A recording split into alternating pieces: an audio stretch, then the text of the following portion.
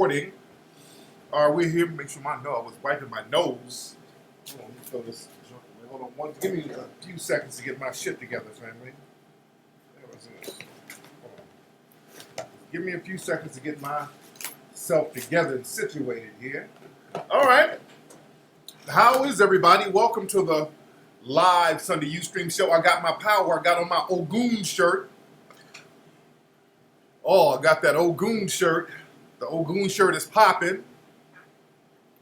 Getting ready for 1804. You can get your Ogun shirt at TariqElite.com. That's TariqElite.com. You see how fly the shirt fits? This shirt, not only does it look good, it fits good, it feels good. You can wash it and it still has the new feel. Oh, the Ogun shirt. These are some of the best shirts that we put out. I figured out a way to mod people. Miss Braxton, I know you're in the room. Natural Charm, y'all send me a DM on Twitter. I need your email address that you use for Ustream, and I have to use that to make you a mod. What's up, Kiki Naturalista? Kiki, can you send me a DM on Twitter so I can make you a mod? I have to use your email. I have to add your email. I don't know why Ustream made this system real janky the way it did, but you have to add a person's email. That's the reason why I haven't been able to mod people up. You have to add them by their email that they use for Ustream.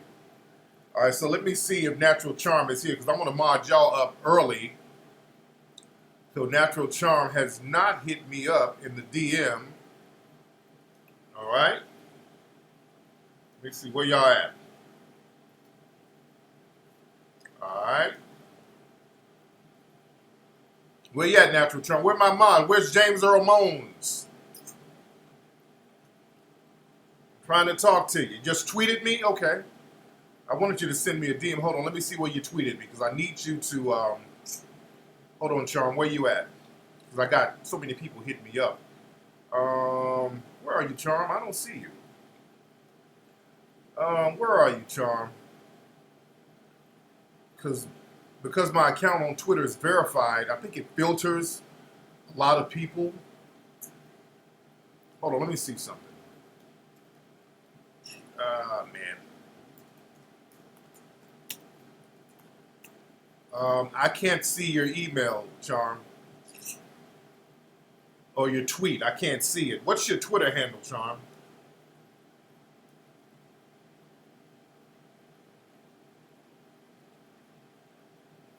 Okay, Ola's modded up. I got Ola modded up because if I mod you guys up, it'll be permanent. Naturalcharm@yahoo.com. Is that it?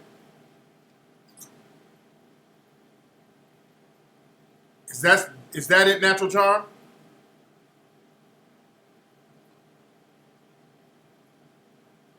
Charm 77. Okay, hold on. Y'all bear with me. Y'all bear with me. 77. Okay, I see you. There you go. Okay, there you go. And let me get your email. Okay, there you. I got it. I got it. All right, let me get this popping. Let me add my girl Charm as a mod, and I wanted to add Miss Braxton. Hold on, because some of this, your emails aren't showing up for some reason.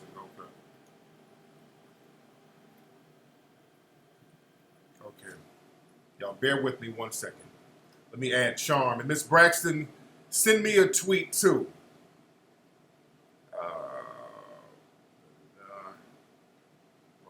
Y'all bear with me. I'm about to make her a mod.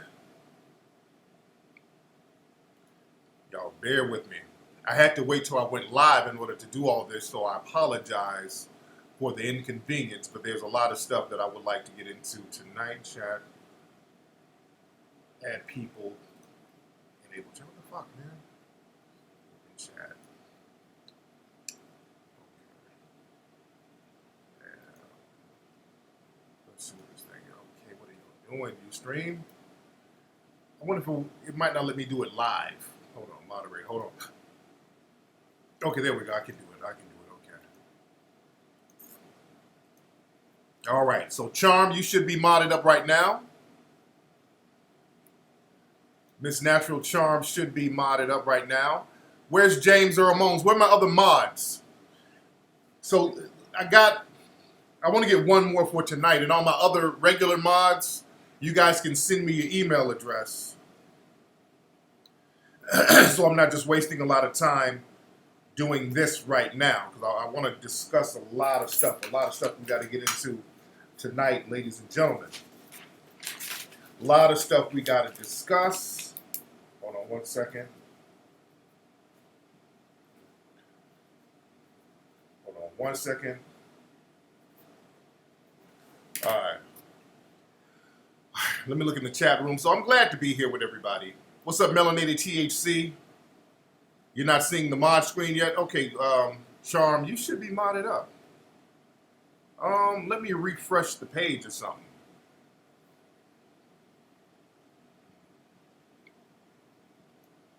Okay. It usually shows pink, I know, okay. Let me see what's up. So I added you. Maybe when I restart the broadcast. So is this email, Charm, the one you use for Ustream?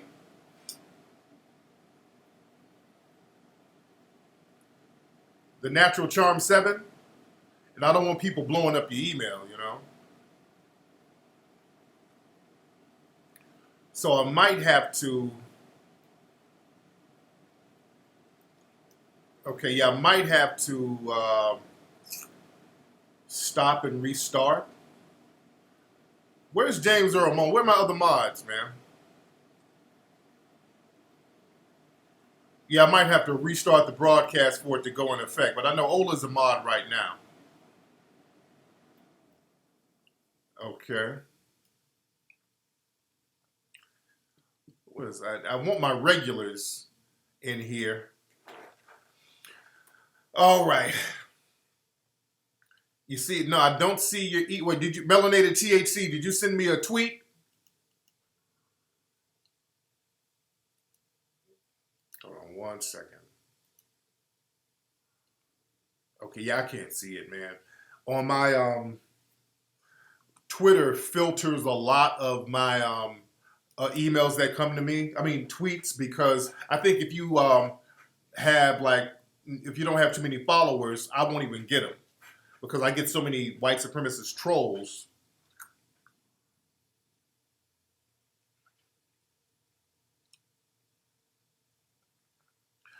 All right, but I probably have to restart.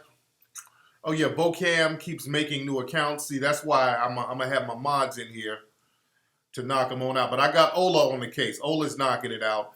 But all of my other mods, email me, info@tariqelite.com.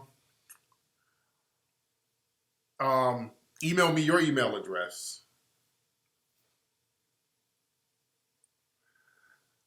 Miss Braxton, you posted your email. I didn't see it, Miss Braxton. What is it again, Miss Braxton?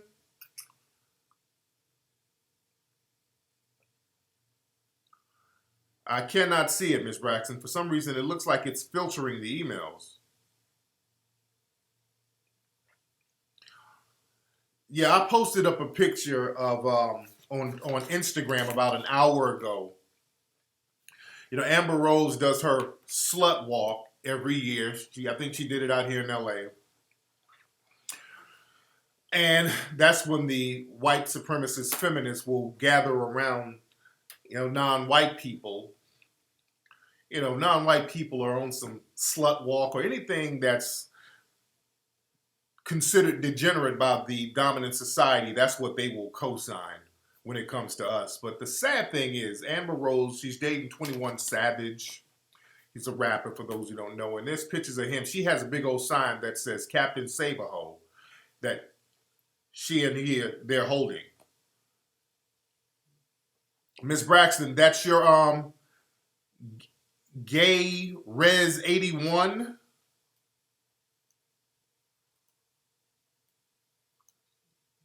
Miss Braxton, that's it? Gay Res 81 at yahoo.com? Let me try that. Hold on. Gay Res 81 at yahoo.com.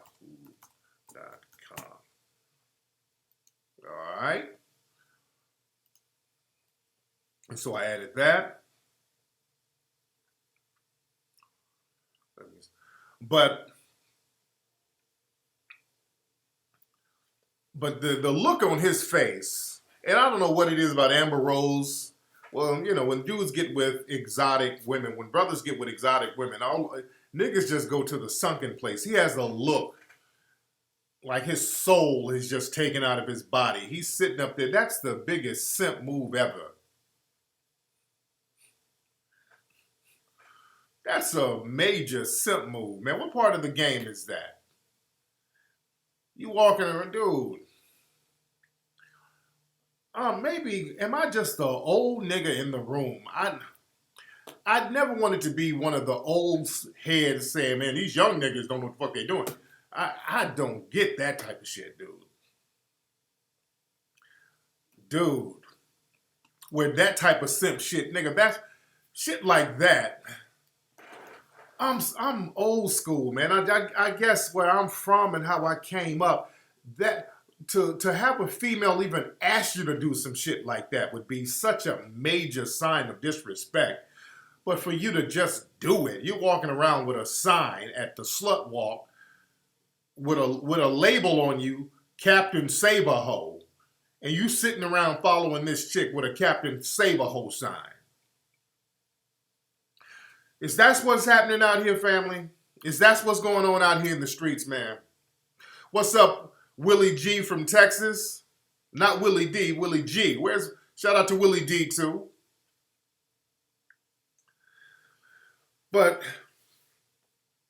this is a testament to, I don't know what word I just said. I just did a Donald Trump. But this is a testament to dudes raised by these hoe-ass single mothers. These 90s babies, these crack babies, understand stank hole culture produced children of stank hole culture. And a lot of these dudes, all they know growing up, as far as a woman, is a stank hole. Unfortunately. And an exotic stank hole, that's like marriage material. I mean, and I'm not hoe-hating. Understand this. I'm not hoe-hating at all. I'm not hoe-hating. But unless you putting a hoe up under some instructions, you just a goddamn simp. Understand, I'm not hoe-hating. There's been hoes since the beginning of time. There's always been hoes. But there's always been some dudes with a little bit of game rocking with them. Now, if you got somebody with some game, you got some hoeing under your belt, you got somebody with some ism under their belt, and y'all out here getting it, okay, I can pop my collar to that. Not to condone, not to demonize anything. But if there's no game in you walking around with a Captain Saberho sign, there's nothing gamish about that. I have to go back to the Mac lessons now. I have to go back to the Mac lessons. I have to dust off some of the Mac lessons. That's why I did the Mac lessons, and I haven't done them in a long time, so there's a new generation who kind of needs that game. But a lot of dudes out here, your mom was a little stanky thing. Running around here, you got 3 or 4 brothers by different mamas, by different daddies rather. So you've seen your mom be a little stank hoe. You grew up with that. Doing little hoe shit. You've seen that, so that's normalized. So being up under a hoe, simping, because again, I'm not knocking the hoe. You see, I'm not knocking the hoe.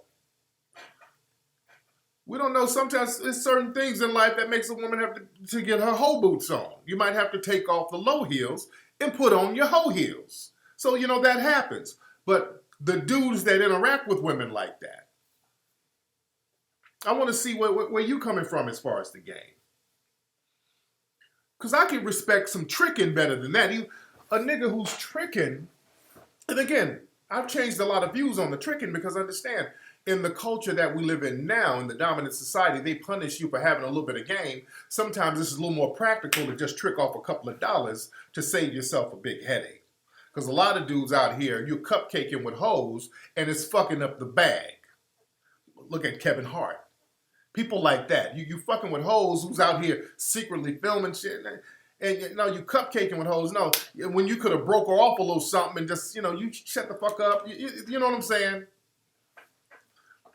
I've been warning dudes about how the game has changed. You can't be simping and cupcaking like that no more. Sometimes it's just a little practical to trick off a couple of dollars. I'm not mad at that. You dig? If you and there's a caveat to the tricking. If you're a person who has a lot to lose, sometimes it's more practical. If you're a dude, and again, there are rules to the tricking as far as I'm concerned. Now, if you're a nigga, you single, you ain't really got that much to lose, you need to really step your game up. You don't need to be tricking off your paper. But if you're somebody who got something to lose, you know what I'm saying? You got some shit to lose. You ain't trying to be out here in the streets, you know, doing your shit where you can get put out there. So sometimes it's just practical to throw a couple of dollars on some hush money shit. You dig? Yeah, sometimes the tricking is just keep my fucking business out the streets money. Because you got niggas out here, you're banging bras and all of a sudden they on Love and Hip Hop with your name in the mouth. You dig? Talking about I dated this nigga and you done fucked her about 3 times and she done called Mona Scott and got a guest star on Stevie and Jocelyn show or what the fuck ever. So sometimes it's just more practical to just slide a couple of dollars. But when you are the nigga sitting around with the sunken look, the sunken place look in your eye, and you at the slut walk with a sign talking about Captain Saberho, nigga, that's a major form of that chick passively, aggressively disrespecting you. That is a passive-aggressive sign of disrespect. Nigga, you don't ever let no chick do no shit like that to you. I'm talking directly to 21 Savage, nigga. If a chick can have you walking around a damn slut walk with a sign talking about Captain Saberho, because first of all, you shouldn't even been there in the first fucking place. You shouldn't have even been there.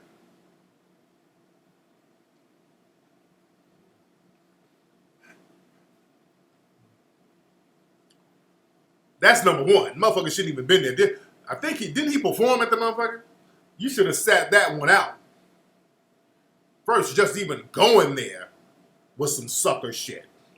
Then walking around with the sign, more sucker shit. You see what I'm saying? See, women like that will, when they take an inch, they can take a mile out your little ass. The fact that you would show up, she knew she had a true to the game simp on her hands. So she's like, okay, I already got this simp in my bag. Let me make this nigga walk around with this sign like a big fucking dweeb. Real bad look, brother. Somebody saying he's dating her for publicity. You need to know how to parlay that. A lot of niggas don't know how to get with a chick who's in a power position because she's a power player. I give her, you know, she knows how to hustle her pieces or whatever. I'm not a big fan of Amber Rose because of her little racial shit. You know, she capitalizes on black society but goes out of her way. Oh, I ain't black though. It's that type of shit. Which is fine because psychologically, if you ain't black here, I don't fuck with you. But a simp nigga will get an opportunity and fuck it up. That's the difference between a simp and a player. A player knows how to get a situation and parlay it. Understand, something Mackish, and I talked about this back in my Mac lessons days, something Mackish happens to dudes every single day, but most of you just don't catch it. It's Mackish shit that happened to you, Mackish opportunities that happen to you, but the shit goes over your head. You don't know how to catch it and parlay that shit. You don't know how to flip that into something that's going to benefit you and whoever you're rolling with. I used the example, y'all remember that simp-ass dude from American Idol who was fucking Paula Abdul. Y'all remember that? And I talked about him a long time ago on the old Mac Lesson show. What was that dude's name? This little moist bitch-made nigga was low-key fucking Paula Abdul's crazy ass. Was it Corey Clark? Was that his name? Was it Corey Clark from American Idol? We bring it wasn't Justin. No, I don't know. It was Corey Clark, the mixed dude. Now this nigga had a millionaire chick choose up on him. This nigga had a millionaire chick low-key choose up on him. Paula Abdul is crazy as fucking cat shit. So, you know, there's a millionaire chick, crazy as fuck. She chose up on this young nigga. She's like, okay, I like him, whatever. They exchanged numbers. She had him come to the mansion and smash. Instead of parlaying that on some player shit, this fuck nigga went and told the media so that he can promote his bullshit ass album that went nowhere. This nigga made a song about it. Dissing her. What kind of fuck boy shit is that? Nigga, you had the bag in your hand. And you fucked that off? You sucker ass nigga? You had the bag in your hand. This nigga on Entertainment Tonight. Yes, Paula Abdul, we had a sexual relationship. I got a song about it. Straight up, Paula, and you use me. I'm like, you fuck nigga. You fuck ass nigga. You supposed to sit back and collect the cheddar on that, nigga. Sit down and keep your mouth shut. You keep your mouth shut and get those chips.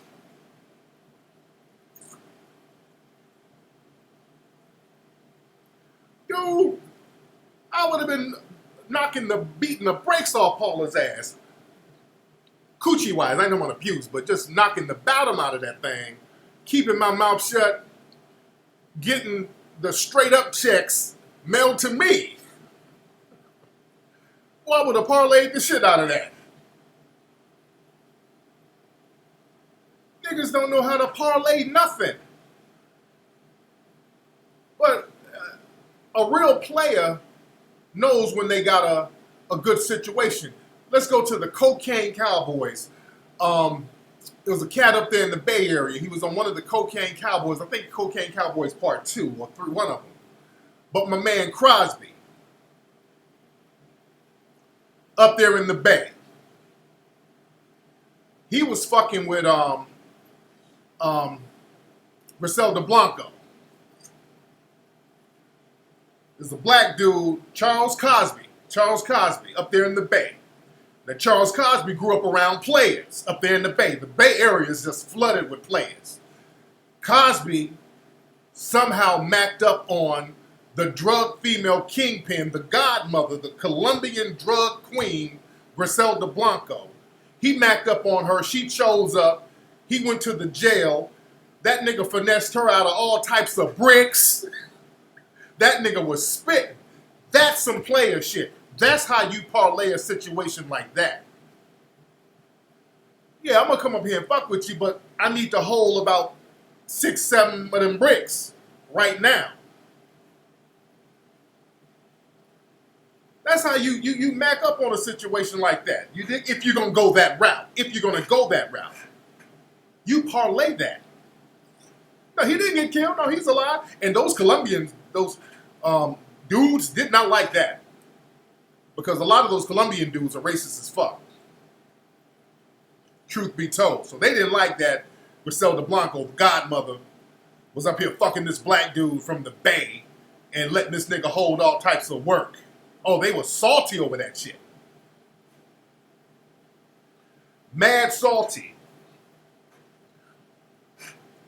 Yeah, but shit, white dudes know how to finesse shit too. White dudes know how to finesse. One of my idols is a Swiss gigolo named Helge Sarby. I used to talk about him on my Mac lesson shows. But Helge Sarby is one of my idols. He's a white gigolo from Switzerland, from Europe. I think he's out of jail now. He went to jail for a few years for, I think the charge might have been embezzlement, something like that. But he was a gigolo, and he would mac up on wealthy women in Europe. And this dude was macking up on like $20 and $30 million at a time. He was fucking with the woman who's the heir to the BMW fortune. Because she's married, so he macked her up. So she had to keep the shit on the low. And he's spitting at her. So Helge was getting 20 million here. He was like, you know, I got 20 million, but that ain't enough. I'm going to need about 20 more. So he got a little greedy. And that's what got him caught up. He got a little greedy with it. But my man was spitting some hot fire. Stedman to a certain degree. I can respect Jay Electronica. Yeah, he macked up one of those, I think one of the Rothschild heirs. So Helge is out of jail, but Helge got a little bit too greedy. The game got too good to him. He didn't know how to get out the game. What's up, baby girl? Okay. $60 for what? Gas. Your mom's driving your car, so you don't need gas. So your mom can do that. So don't try to run that. There's $20 in there. Go get it. Can you give me a No, sweetie. There's $20 in there. Go get it, sweetie. There's $20 in my girl. I love you. Let me know what about your college thing too. Yes, Ahmad Rashad too. Ahmad Rashad. Somebody said Wendy Williams' husband. I can pop my collar a little bit. Look at what you got to lay up with though. So I got to take away some points. See, Oprah is doable. You know, Oprah got a big ass. Wendy Williams is shaped like Buzz Lightyear. You dig? So yeah, it ain't enough money. A couple of million ain't enough. You dig? How many of y'all would bang Oprah to get that bag? Let's be real. Oprah got a little dunk on her. How many of y'all bang Oprah to get the bag? If I wasn't with my lovely queen and the money was a little dry, I'm like, well, shit.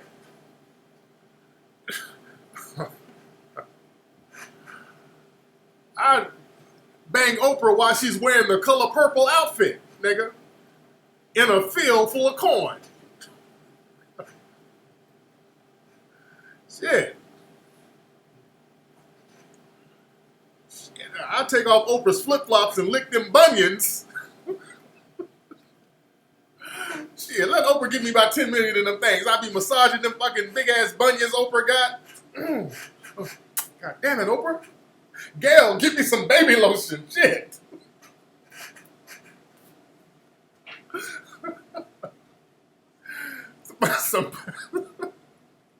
Somebody said, ugh. Ooh, hell.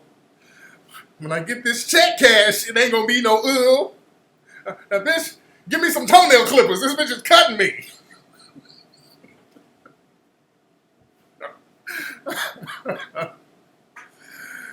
Oh, man. Love Oprah. I love Oprah. Love Oprah to life. Oh, man. But, you gotta go into a situation gamed up. You gotta know how to go into a situation gamed up, family. You gotta know how to go in there gamed up. Where's my thing? I'm trying to see how to get my chat room popping like I need to get it popping. Okay, how many folks in the room, family? I can't see how many folks in here. Okay, my shit gonna start acting up again. Oh, come on, Ustream. Not again, Ustream. Don't be on that bullshit. Oh man. Okay, let me do this. Let me stop broadcasting. Give me 20 seconds. I'll stop and then restart so the chat room can be seen again. This Ustream is on that bullshit. I gotta ask them why you cannot see the chat room. It'll just stop and the chat room will break down. All right, hold on. I'm gonna stop broadcasting, count to 10, and then restart.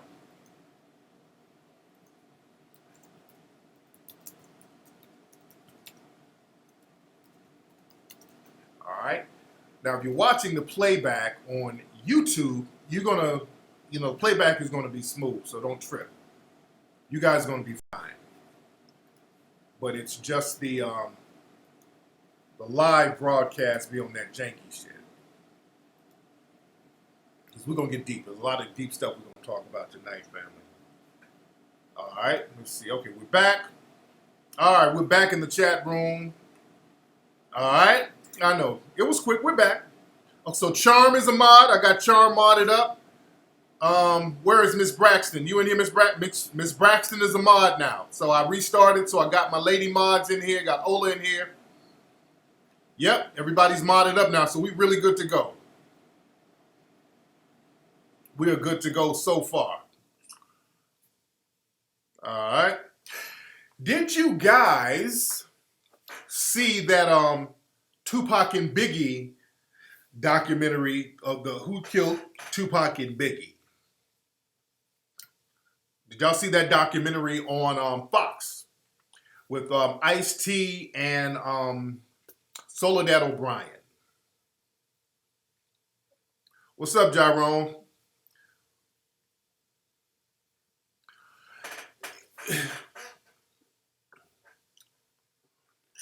Yeah, I said it wasn't that bad. It was interesting. It was good. I won't say it was bad. It was pretty cool.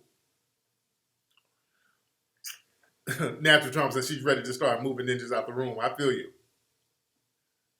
Why they keep rehashing it? Because it's an interesting story, and they're gonna keep milking it. They're gonna keep milking it for what it is. It was pretty good. It wasn't bad. It was good. A lot of interesting stuff in it. The thing about it, with Tupac, the thing about Tupac, and I don't like people dissing.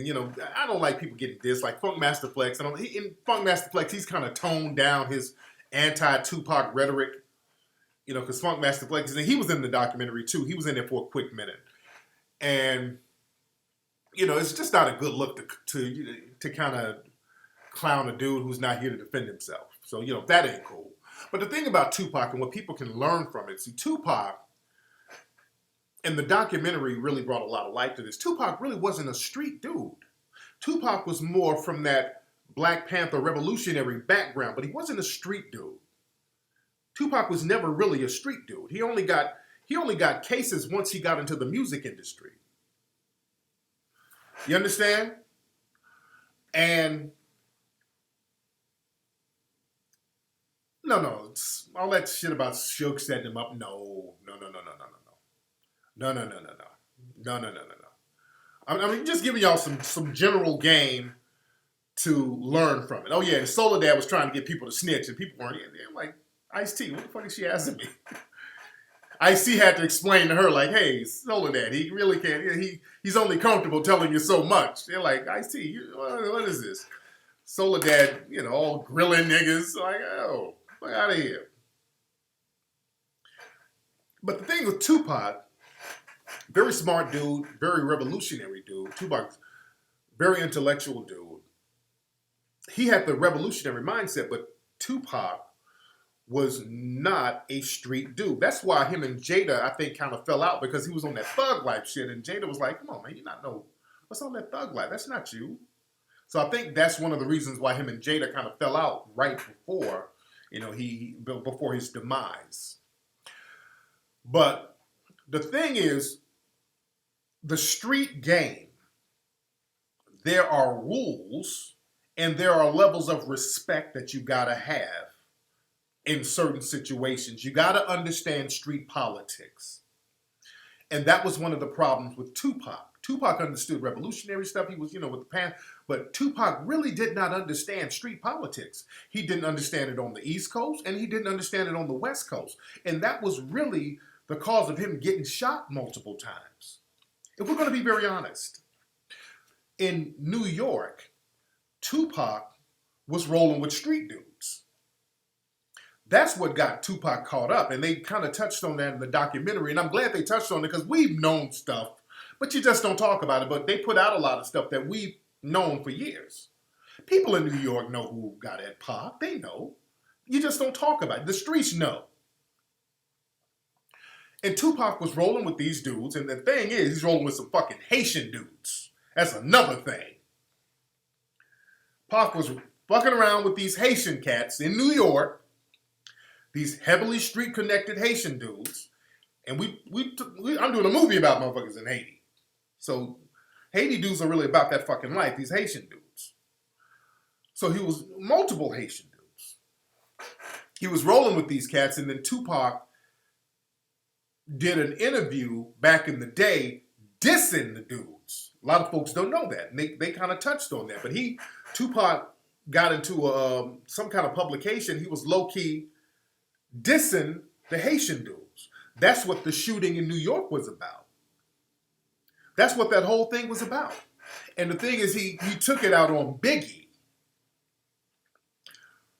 He went in on Biggie. Because now he knew, Biggie understand, Biggie wasn't no rah-rah dude like that either.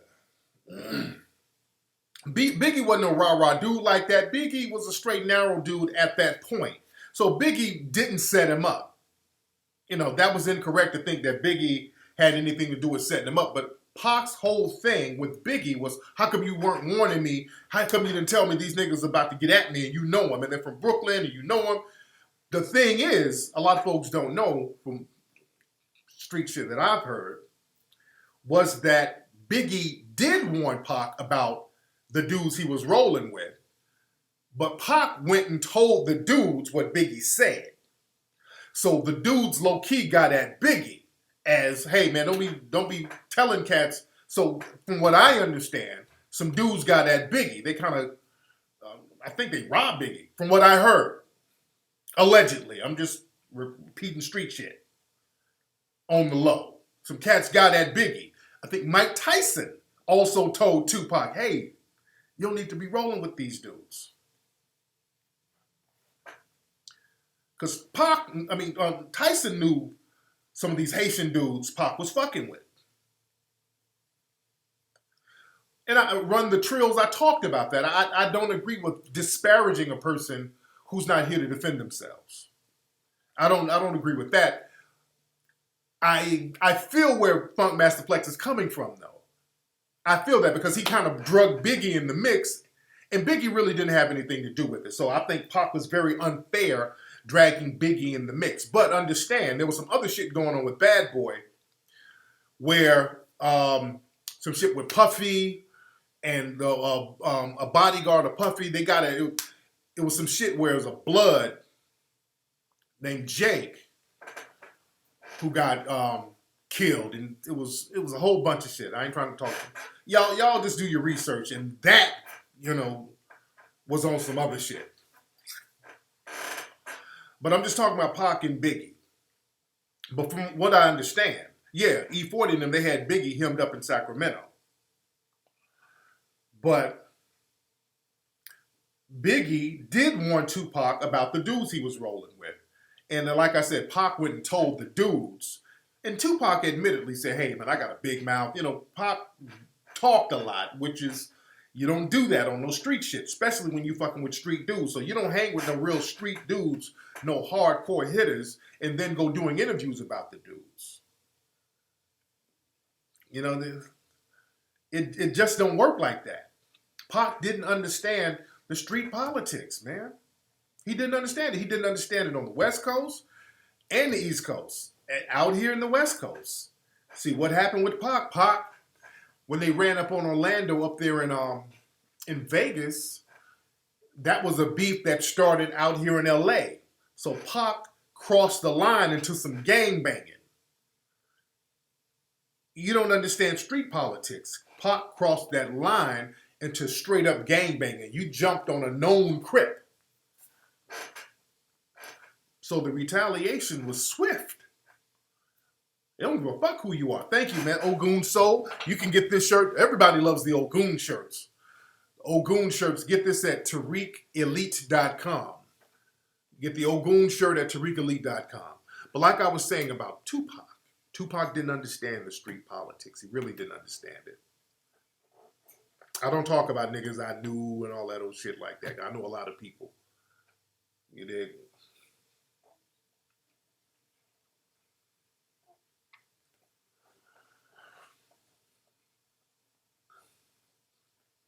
So when Pac crossed over into the gangbang thing,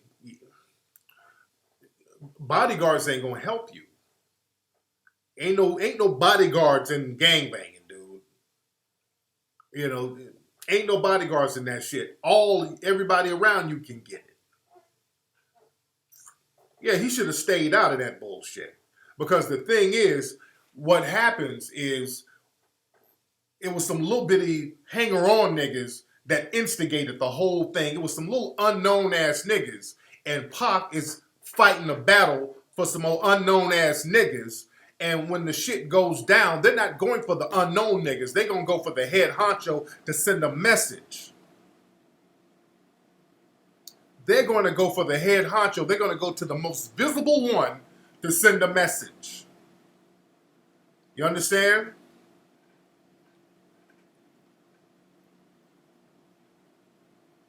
So unfortunately, our brother didn't understand street politics.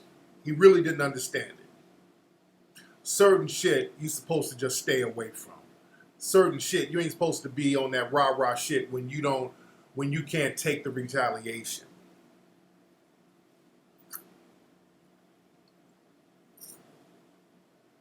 You dig?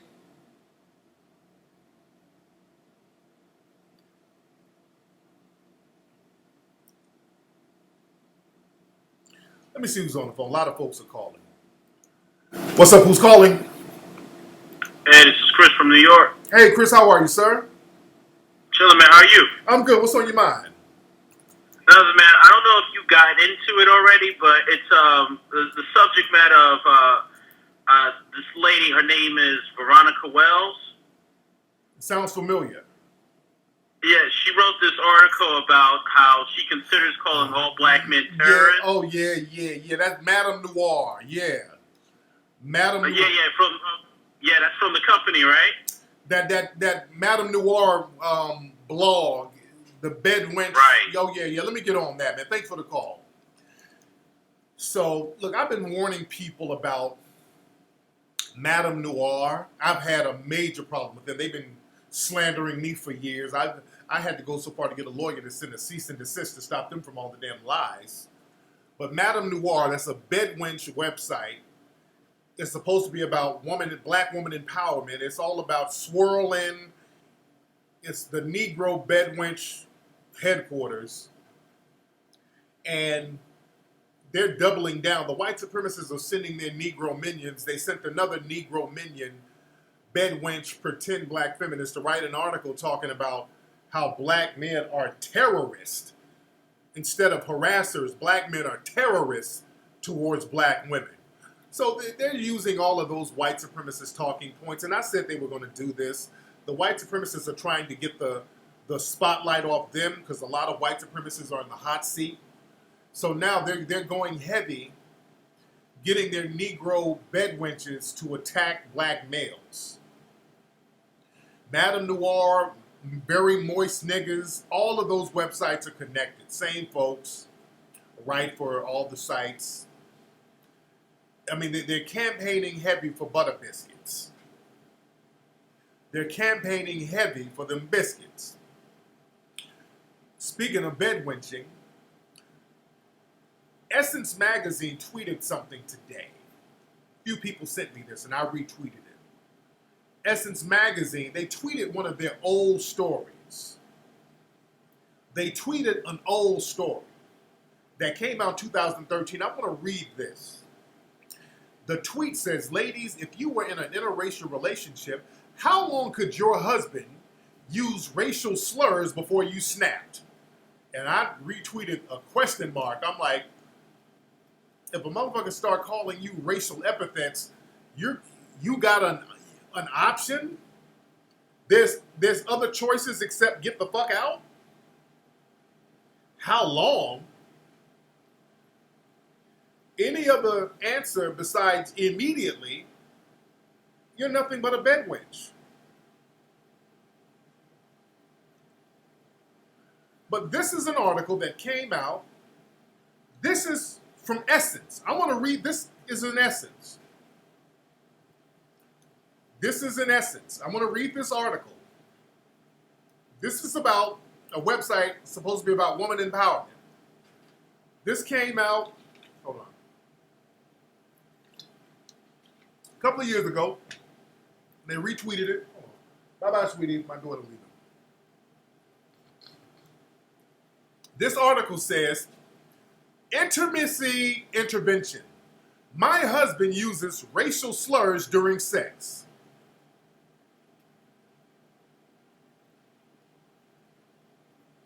A newlywed whose white husband calls her the N-word during sex feels disgusted, betrayed, and ashamed, and she isn't sure how to make it stop. If you want to know the Negro bed wench mentality,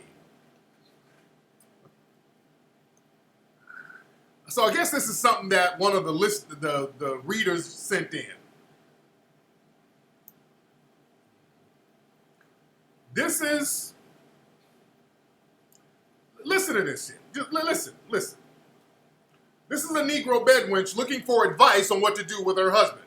Listen, my man keeps calling me a nigger bitch during sex, and I hate it. I've been married for a year, and I'm at my wit's end. I'm an investment banker. No, my investment banker husband is from white old money family. I'm a first-generation black American woman whose family is from the island of Jamaica. We met at a reunion for the Ivy League school we both attended, and he proposed in 6 months. Let me stop there for 1 minute.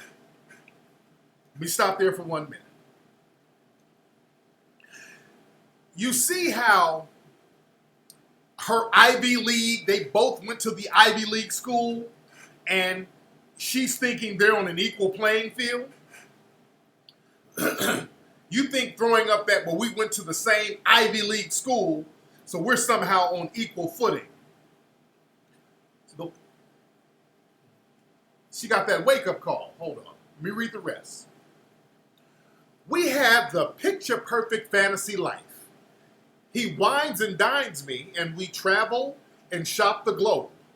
Unlike all the black men I've dated in the past, my husband is generous, loyal, committed, and considerate. Stop right there. This Negro bed wench still took time to take a shot at brothers.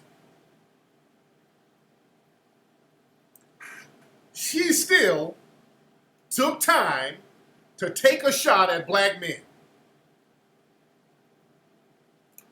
Unlike, Ola put the link of the article up there. She still took a shot at black men. All right. Her man is calling her all types of nigga bitches, but I'm going to take a shot at black men. Okay, all right. Let me read the rest. He's loyal, committed, and considerate. He courted me, and I never have to pay for anything. He said I could quit my job, and I did. He makes me feel like a woman. I'm a little embarrassed to share our problem. The first time he let the N-word drop was during sex on our honeymoon.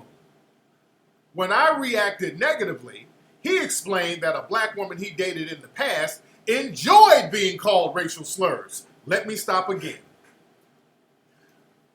I've told you guys, there's a bunch of these bed wenches out here who they get into that race play. They love being under these white supremacists acting like slaves. My brother Carl, the promoter from Miami, shout out to Carl. Carl is the one promoting the screening of 1804 in Fort Lauderdale. There's going to be a screening in Fort Lauderdale on October 26th. Go to 1804movie.com to get your tickets. But my man Carl is a white dude down there in Miami he knows. And the white dudes be smutting out all these sisters. But they like that shit. And this white supremacist male, he's used to that. He's used to it. Because he knows that they're down to be degraded.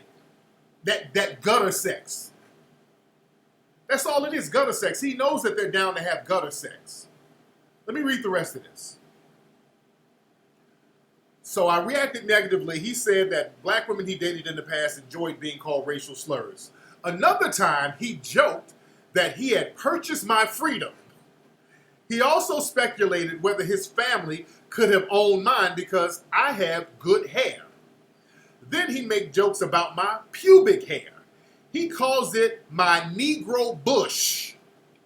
And he refers to himself as a nigger lover. Let me stop. So this is something that's going on and on with this woman. And I think, did I read some of this in one of my old shows? Because it sounds like I read some of this before.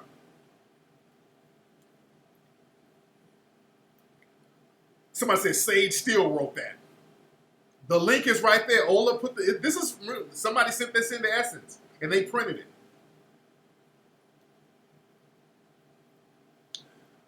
He says I'm being overly sensitive because he loves me to death, and he should get a black pass for marrying me. Let's stop again.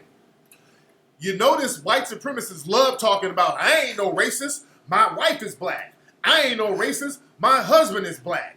I ain't no racist, my kids are mixed. They love throwing that. Understand, black people, a white supremacist will have sex with you and get out that bed and be on some alt-right shit.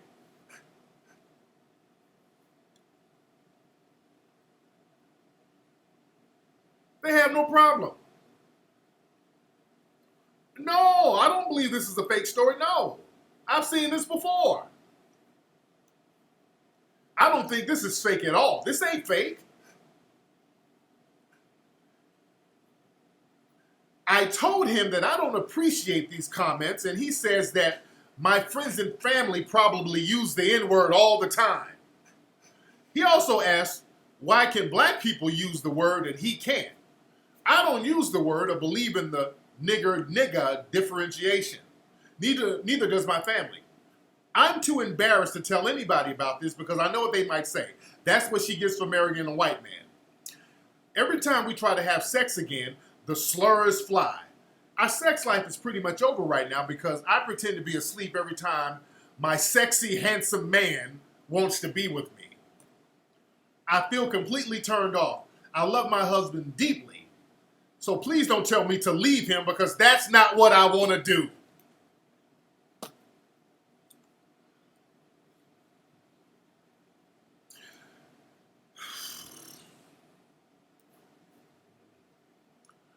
That makes you a bed wench.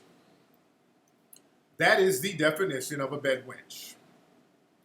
A bed wench in the purest form. And that's why he's calling you all those names, because he knows that your stupid ass is going to sit around and take it. A lot of bed wenches go through this, family. A lot of them go through this. Remember, I did a story about Holly Berry years ago. Her baby's dad was calling her all types of nigga bitches and doing the same thing. Let me finish the rest of it. It's one little.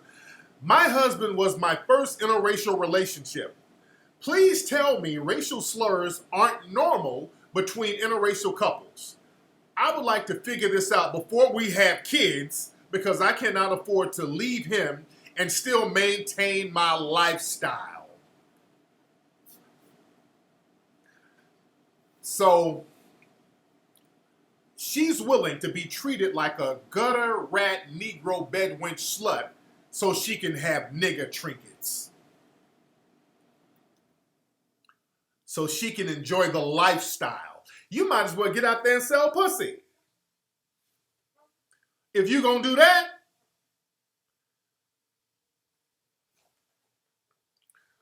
you might as well go out there and hit the track. If it's a lifestyle, you want to sit up there and let a motherfucker smut you out and call you all kind of nigga bitches. And you notice the thing about that, how white supremacist male is calling this woman every degrading name, nigga, bitch, talking about her family, her Negro bush, but he's sexy and handsome. But she took a shot at the black men. She took a shot at black men, though.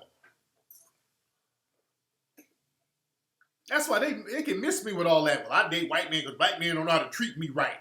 Miss me with that bullshit. Miss me with the black man don't know how to treat me right bullshit. Because that's just a jive-ass excuse they use so they can be smutted out by a damn white supremacist. The white supremacist got you locked up in cages and he's pissing on you and you got chains and shit on you, calling you all types of nigga bitches, but the black man don't know how to treat you right. Get the fuck out of here with that bullshit. You just wanted to be a bed wench. There's a lot of these women out here who just want to be bed wenches. And they try to use black men as their excuse. No, you wanted to be a damn bed wench. Hell no, I don't believe a white dude wrote that. No, because I've had some of those bed wenches call up to the show before with that same type of mentality. Remember, I've had Negro bed wenches call my show before sounding just like that. There's bed wenches out there on YouTube who sound just like that. What's that? Crystal Carrots? What's her name? That Crystal chick? Carrotson? Whatever the fuck her name is. That Beyond Black and... There's a whole bed wench website, Beyond Black and White. Who is this? Somebody said, check out this bed wench. Who is this? Hope it ain't that Crystal chick. It's trending. It's yeah, she's another bed wench. I saw her. They had her on Fox News. This is another bed wench. A lot of them, they either hide behind being feminist, which they're not, or they hide behind being conservative, which they're not. What's she talking about? Uneducated, obviously, I would say, no offense, but I don't really care if people take it offensively. Athletes aren't the brightest bulbs, right? I mean, what are we talking? Think about the kids you went to high school with that made it, to D1 schools. They aren't the brightest bulbs to begin with. Half of them don't even know why they're on their knees, okay? It's just literally trending, and it's upsetting to see another, person. What's this chick's name? Because I just saw her on Fox the other day. What's her name? This is the bed wench right here. You see how she's talking about black athletes? And they hurry up and put her on Fox. What is her name? What is this chick's name?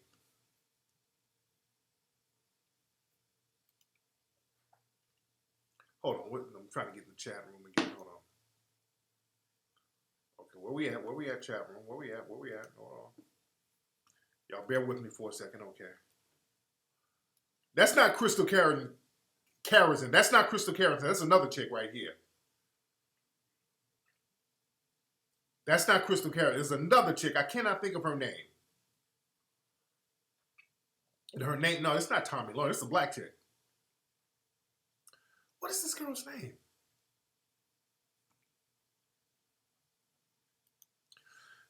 Excuse me. Hold on, let me find out this woman's name. What is her name? Nobody's giving me her name. What is her name? And I just saw her. I want to give y'all this woman's name. Let me play the rest of what she's talking about. People that you should have someone from the NFL talk to you about why they're taking a knee. Colin Kaepernick is half white. He tweets the most ridiculous things. He started the trend of, I don't know if you know Independence Day. I'm not celebrating Independence Day because, this country doesn't represent my people's, 50% of him, he means, right? Yeah. My people's struggle. And so he instead... Look, the white dude laughing in the back. Nigga bitch. That's what he's thinking. Thank you for speaking all of my white supremacist talking points. Spent Independence Day in Africa. Do people know their history? How did we get to America? How did we get to America? Who sold you to the Americans? They always say, we were kings, we were queens. No, we weren't. We were slaves and peasants over there too. Woo, this is a bit. She's like, oh, we weren't shit. I come from slaves and peasants. You got to be a sunken place bed wench. Boy, what black folks, when some of these Negroes get around white supremacists, boy, you just degrade yourselves for a plate of butter biscuits. We were slaves and peasants. We were nothing. Isn't that right, white daddy? So this is a black female talking. So she sound like the motherfucker in that letter. Is it Katrina Pearson? That's her name? No, Candace Owens. I think, yes. Candace Owens. That's her name. Candace Owens. That is her name. She's a big old bed wench. She said we were slaves and peasants. Candace Owens. No, white people, no, you weren't responsible for us. Candace Owens, that is her name. I think she trolls me on Twitter. Let me look her up real quick because so many of them troll me. Hold on one second. Hold on one second. Hold on one second. Y'all bear with me. Hold on one second. I'm checking my Twitter.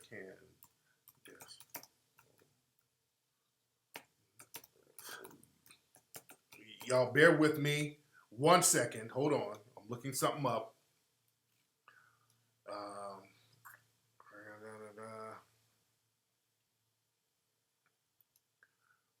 I'm trying to. She might have me blocked or something. Hold on 1 second. Because a lot of these people, some be having me blocked. But yes, they have her all on Fox News. They have her all on Fox. Y'all I gotta check something real quick. Y'all bear with me 1 second. Because I want to check something.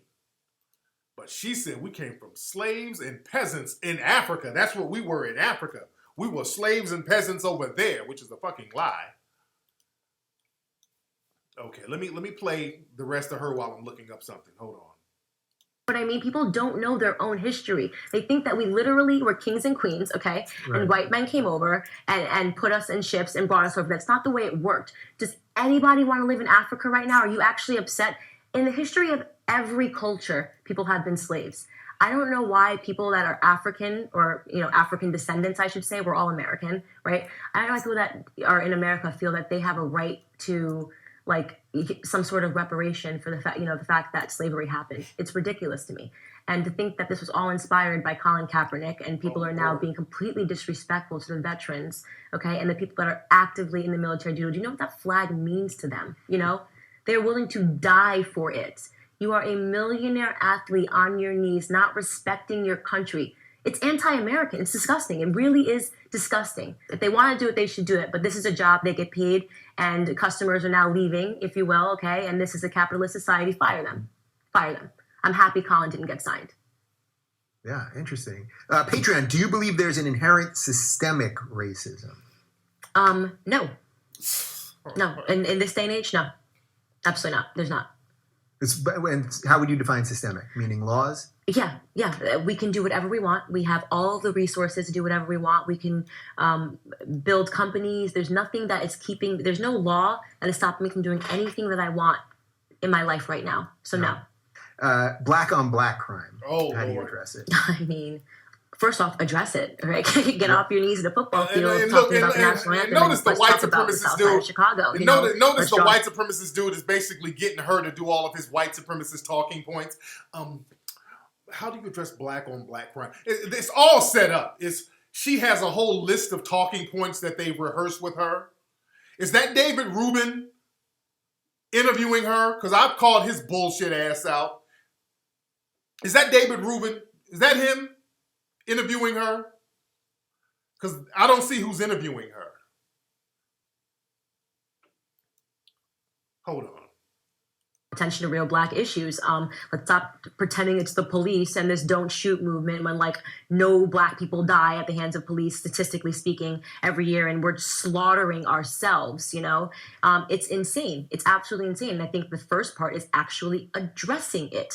Black people stop pretending that the biggest threat to the black community are the KKK in Charlottesville or, white police officers shooting black people. We have to actually talk about the issues first. Yeah. Hey, thank you for listening. Click on the link in the description to listen to the... Okay, so basically, it's all those same bullshit talking points that these white supremacist think tanks run down to all of the people who's on their payroll, basically. Basically, they give them a list of talking points. You notice they use the same exact talking points. That's the full interview. Hold on 1 second. Oh yeah, Dave Rubin, he's a suspected white supremacist. He's always interviewing, and he had Crispy on his thing, so you know his mentality. So, David Rubin, and I've called him out on Twitter for being a suspected white supremacist. He tries to hide behind being some kind of liberal. I don't know what the fuck. He's another white supremacist suspect. And Dave, you can call my show anytime. He tries to play the intellectual role. You're nothing but another suspected white supremacist dude. You can call my show anytime with those bullshit ass talking points. You're very dangerous. You're no better than the alt-right or Richard Spencer or any of those other people. So whenever you see David Rubin, just suspect that he's a white supremacist because he's another suspect. Trust me. All the people on his show, they use those same anti-black talking points. Everybody he has on his show damn near engages in anti-black rhetoric. And he's act like he's interviewing them, but basically they have a whole set of talking points that they just repeat over and over again.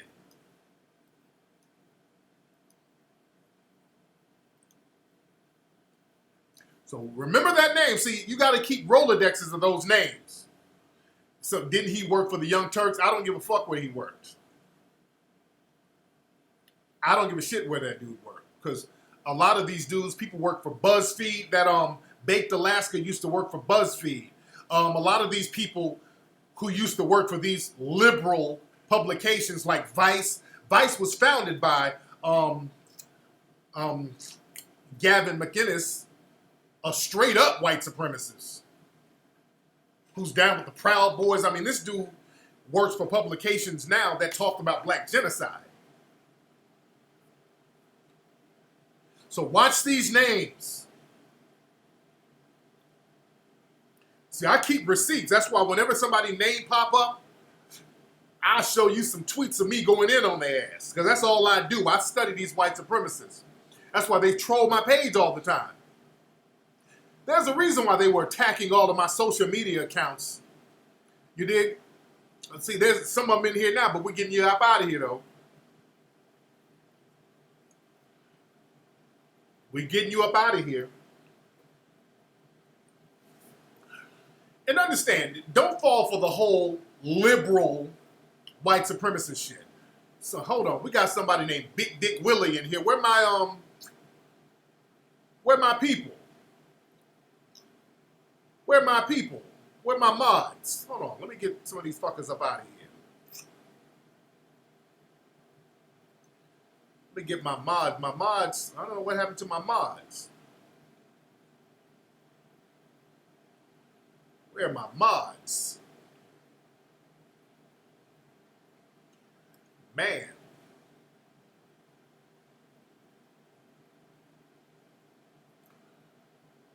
Where are my mods? Ola, you still in there? Let me see who's in here. Hold on. Okay, I see you. They're in here. Okay. Yeah, because white supremacists in here trolling heavy. Sound like some Crispies up in here too. But don't be fooled by fake symbolic opposition to white supremacy. A few days ago, there was a story where at the Air Force Academy, some white supremacist students left a note on some black students' door saying, "Nigger, go home." Did y'all hear about that story?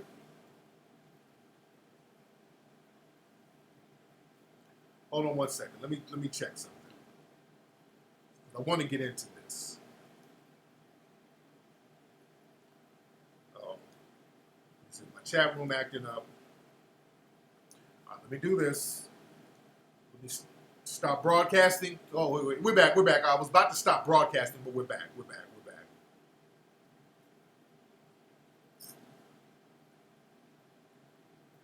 Okay. Let's see where we at. The chat room is a little slow. I cannot see anybody as of now. Hold on one second. think I'm going to stop broadcasting for 10 seconds and then come right back. So let me do that. Let me stop broadcasting, count to 10, and refresh your page. Hold on 1 second.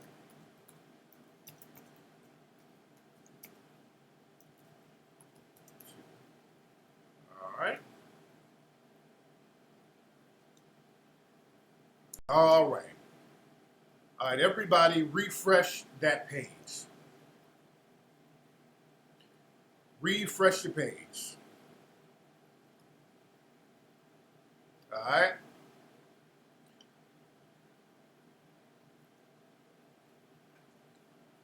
Okay, everybody refresh your page. We're back. You know, Ustream is doing what it does. Okay. But like I was saying,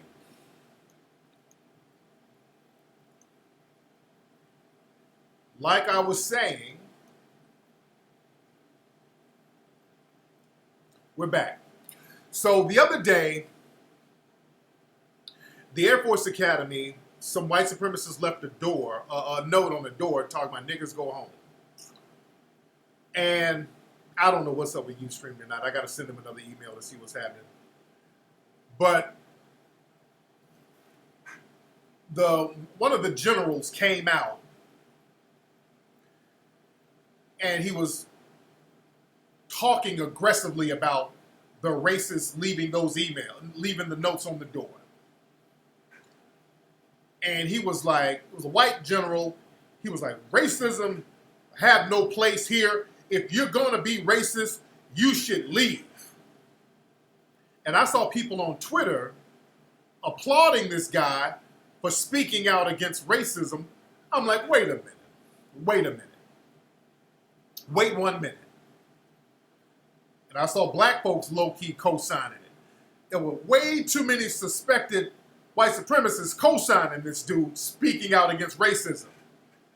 When I saw that, I said, wait a minute. The only time all these suspected white supremacists are co-signing some shit about racism is when ain't shit happening. The general did all this talking. He didn't say one thing about punishing anybody. That's the thing that went over everybody's head. He said a whole bunch of nothing. He didn't say one word about punishing anybody. What's this? Milo got married to a black guy. Hold on. What is this? Hold on. Alt-right poster boy. Okay. Okay. Oh, yeah. I'm gonna tweet about this tonight.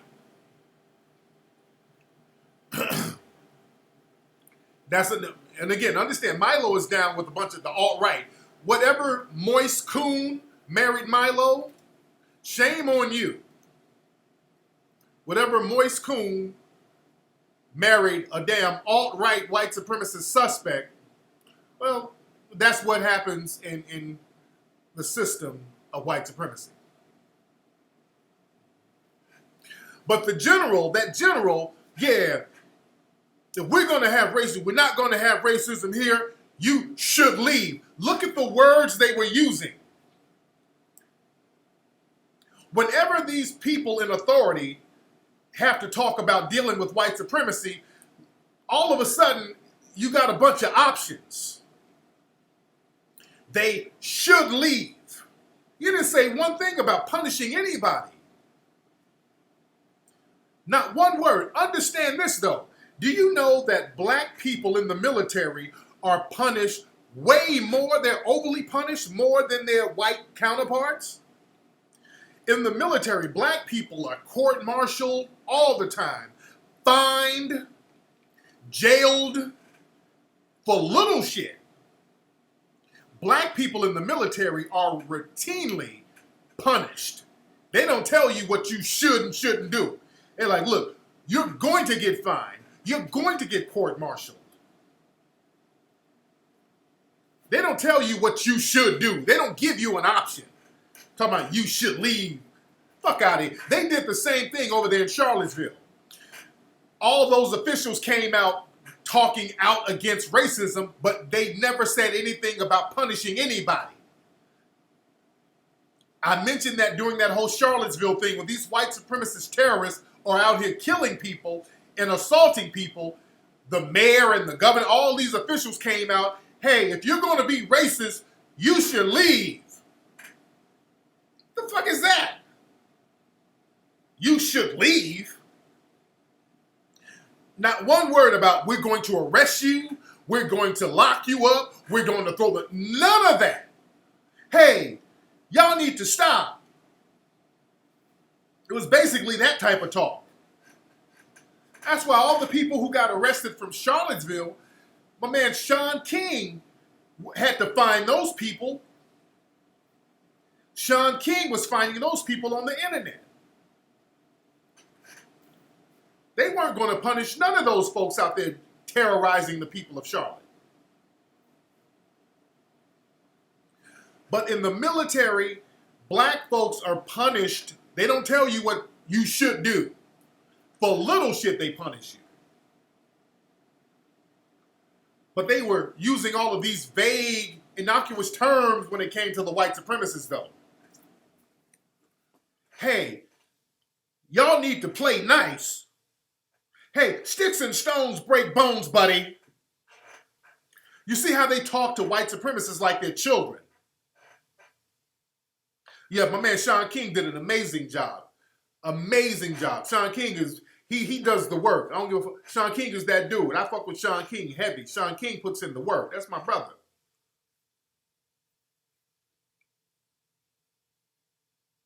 Yeah, I do need to go on Corey's show. I ran into Corey outside the comedy club, and Corey wanted me to come on the show. I'm going to come on there. I'm going to come on there and chop it up with the brother. I'm definitely going to do the Coon Train Award. I'm going to probably do it.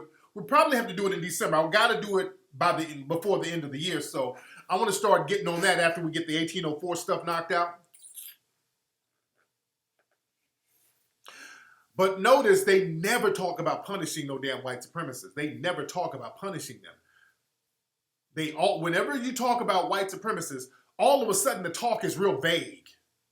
When it's black folks, hey, those black folks better not stand. Those black athletes better not take a knee. If you take a knee, you're going to be off the team. They don't tell you what you should do. Even if it's against the Constitution. It's against the Constitution to make people honor the national anthem. It's unconstitutional.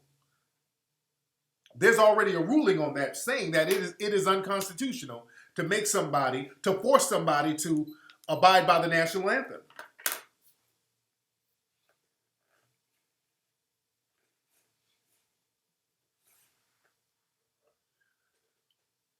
But yeah.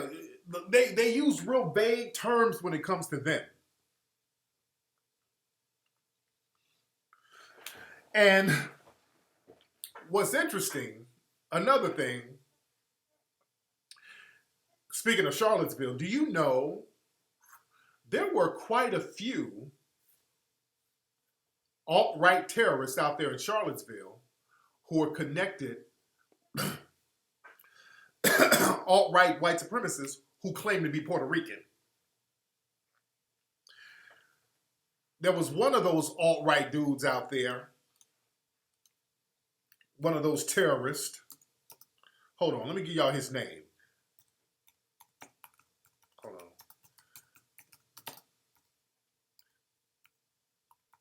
Let me give y'all this guy's name.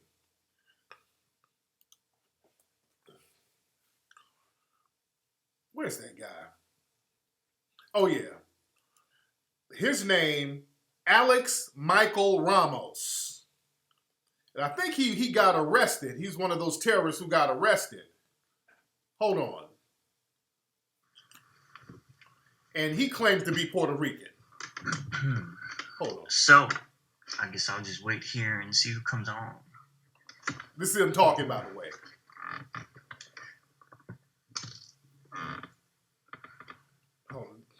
I don't know what part of the video he says this. Fucking turmoil. Fucking. Okay, I don't want to hear him rambling. Fans. Hold on. Fucking Antifa and Black Lives Matters, all they want to do is fucking say, you're fucking racist. You're fucking racist. No, I'm not racist. Now, he was out there and, he's a white nationalist, by the way. And he's out there beating up black folks out there in Charlottesville. Here. Let me flip this out. You see this American flag right here? Yeah, Nazis don't like that flag. All right, so I'm actually pretty surprised that they back me up.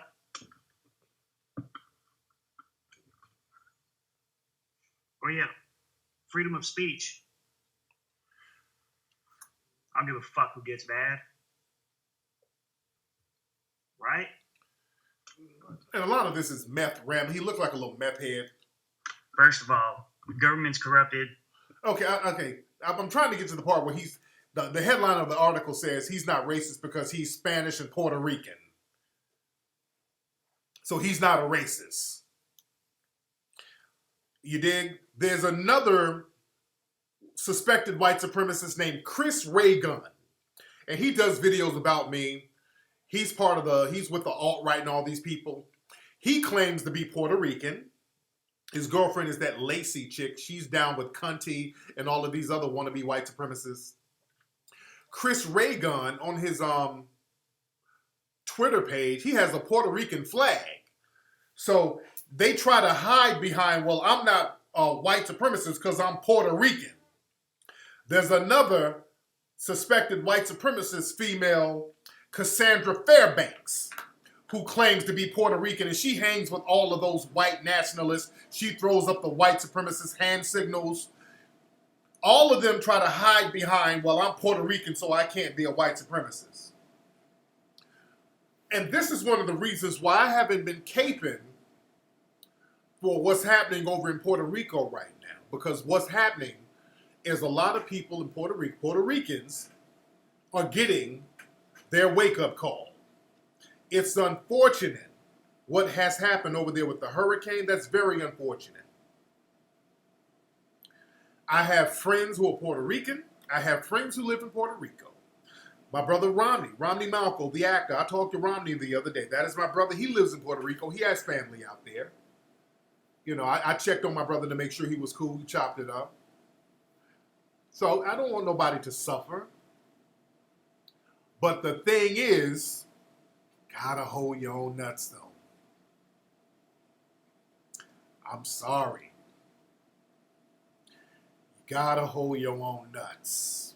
Unfortunately, too many Puerto Ricans voted for Trump. Do you know that? Do you know how many Puerto Ricans voted for Trump? Do you know how many of these white supremacists who are claiming are Puerto Rican who are still caping for Trump? They're still caping for Trump. This Cassandra Fairbanks, who claims to be Puerto Rican, she's still, Puerto Ricans out there dying, and she's caping for Trump still. Hold your own nuts. If that's what you got, you save yourself. Y'all got to do something about the Puerto Rican coons. Because that's the problem. Y'all don't do nothing about your Puerto Rican coons.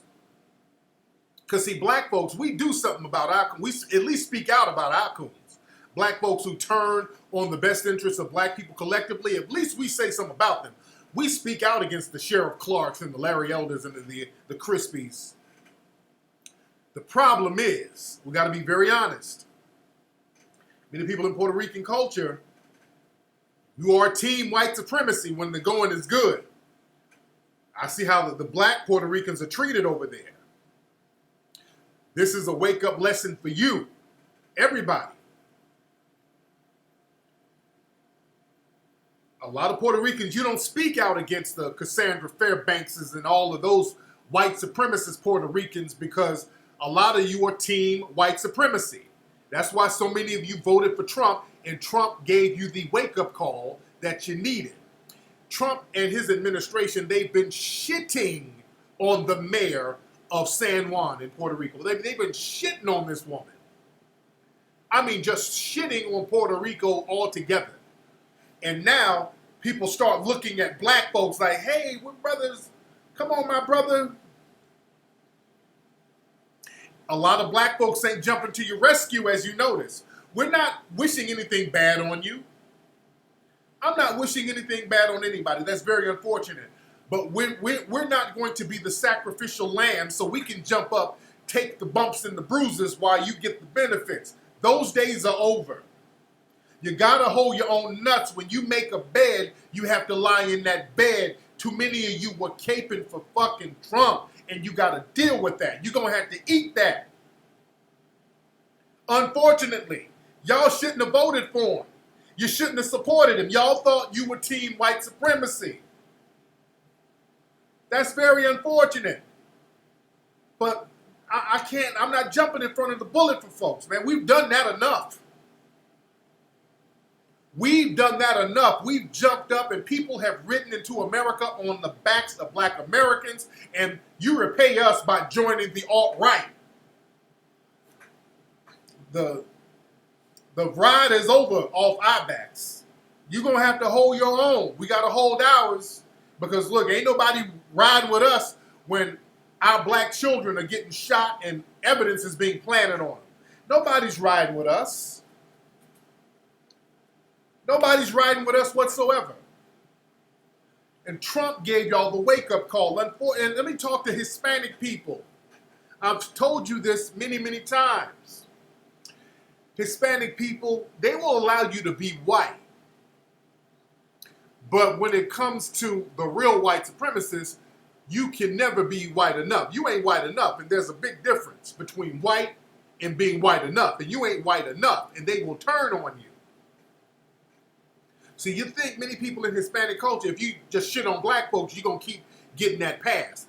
Most of the black people who've been getting killed, look at some of these officers with these Hispanic last names.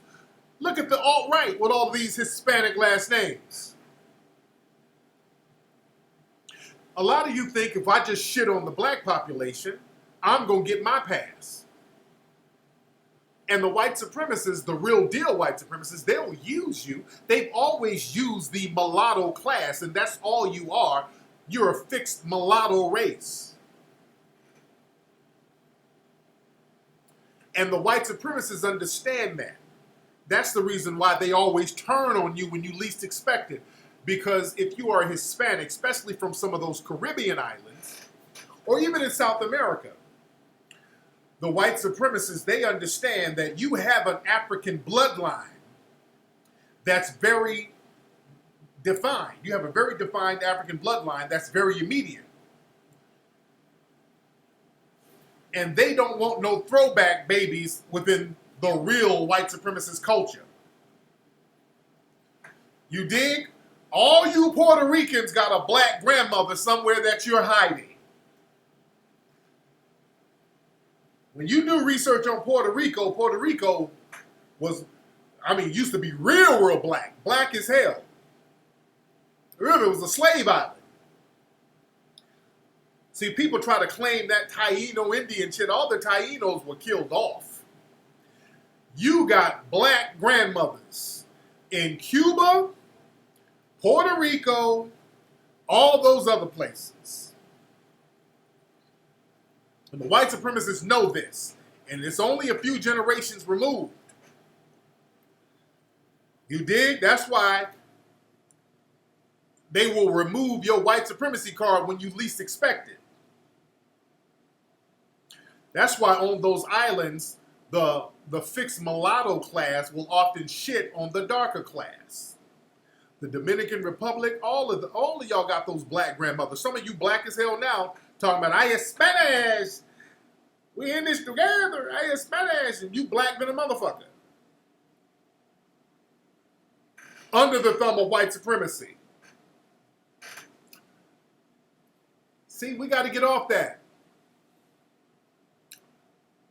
And the only reason y'all get off of it is when there's the white supremacists have turned on you. When they turn on you, all of a sudden, hey, my black brother, we're brothers. Black and brown, now you brown. When Trump shit on you, you brown all of a sudden. See, we can't get with that fair weather bullshit. I posted up several links of Puerto Ricans like, I supported Trump. Why is he doing this? Well, he's doing it because you ain't really white. You're an honorary white. That's why he's doing it. You don't understand white supremacy. You don't understand genetics.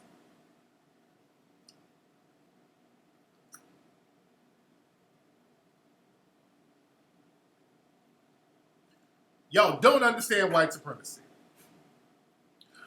And you know who else don't understand white supremacy? O.J. Simpson, who they just released. They released O.J. Simpson last night. O.J. Simpson got released from prison. Did y'all hear? They quietly released him. They didn't want a media storm. They were real low-key. They slipped him on out the back door. They released him. They released O.J. Simpson. The juice is loose. That's what the white supremacists were saying on Twitter.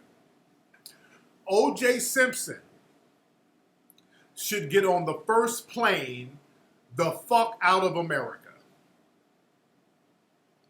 O.J. Simpson, get whatever money you got, get your pension. I know he lives off that pension. That pension, take some of that pension money. O.J. needs to get out of town, out of the country, tonight.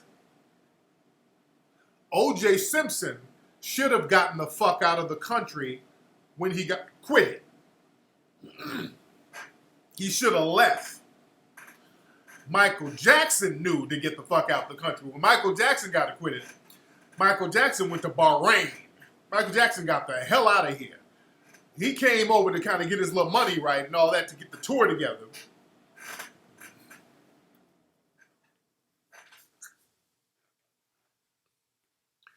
Michael Jackson had sense enough to bounce.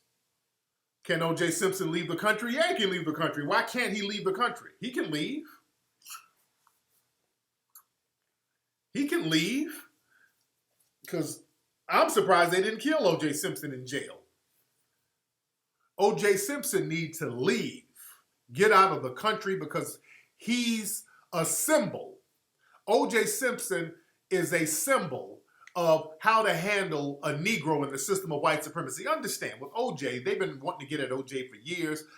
Any successful black person, they're going to take you down. They're going to try their damnedest to take you down. Any successful black person. Eddie Griffin said, hey man, black men, we don't leave the game clean. They don't let you leave the game clean. And understand, black athletes making a lot of money, that's a fairly new phenomenon. That only happened, O.J. Simpson was one of the rare few of black athletes from that era to really make a lot of money because O.J., he very charismatic, had a good look, he got into acting, he was a spokesman, so he made a lot of his money through endorsements. You dig? That's where a lot of O.J.'s money came from. Ola, what did DL say? But O.J. Simpson money didn't come from football because they didn't make a lot of money in football back then. O.J.'s money came from endorsements. That's where his money came from. Yeah, you got the state attorney in Florida, Pam Bondi, talking about she don't want no convicted killer in her state. And they got Zimmerman and all those people there. He was released as a parolee. Okay. DL said we don't get out the game clean. Yeah, okay, yeah, he is a parolee. That's right. Oh, yeah. I forgot that he is a parolee. He didn't do the whole sentence. Yeah, he didn't do the whole sentence. That's right.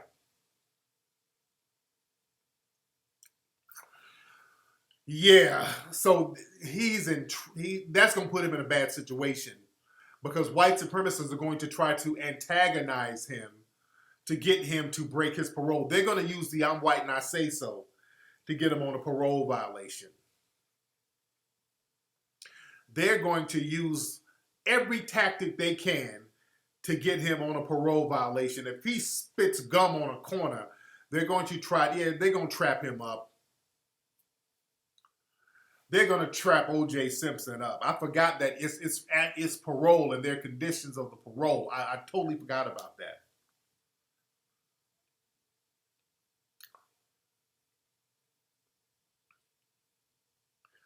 You dig? So he can't leave. That's right. He can't leave.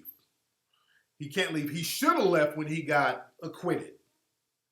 He didn't understand white supremacy. He didn't understand that he was a symbol. He was a symbol as he represented black people as a whole. Again, remember, they treat us as one big nigga. And the white supremacists, deep down, they know OJ didn't do that. We all know OJ Simpson didn't commit those murders. But they're using the I'm white and I say so. And the white supremacists are upset because they didn't get a chance to plant evidence on a black person, which they do. They just planted evidence on a black man in St. Louis and acquitted the race soldier who did it. So that's justice to a white supremacist, being able to do whatever you want to do to black people. We want to be able, I'm speaking as a white supremacist, we want to be able to lie in court and plant evidence and murder people and get off. That's what makes us white supremacists. If we can't do that, then white supremacy means nothing. We've fought all these wars to maintain white supremacy for nothing if we can't plant evidence on niggas. And when Mark Furman planted evidence on OJ, which is what he did, Mark Furman planted evidence. He lied in court. He got a felony for lying. He perjured himself. He lied repeatedly. These are facts. This is not opinions. They even asked him, hey, did you plant evidence? He said, I plead the fifth. Not guilty for OJ. I mean, damn. I mean, it was the most fair case. OJ just had the money to get a good team to prove the white supremacists were setting him up, which they did. They did prove that lying white supremacists were setting OJ up because they had a vendetta, which they kept getting revenge on him in these other cases after the criminal trial. So they do all types of shit. They put a lien, they took his house and then bulldozed the house. You know, they do all types of symbolic shit. You dig? Yes, I would say yes. I wonder if he can go to Hawaii. That's the next best thing. If you can't leave the country, he probably, I wonder what state he can live in. Because I know with parole, you got to kind of check in. You got to have a place to live. You got to let the parole board know ahead of time.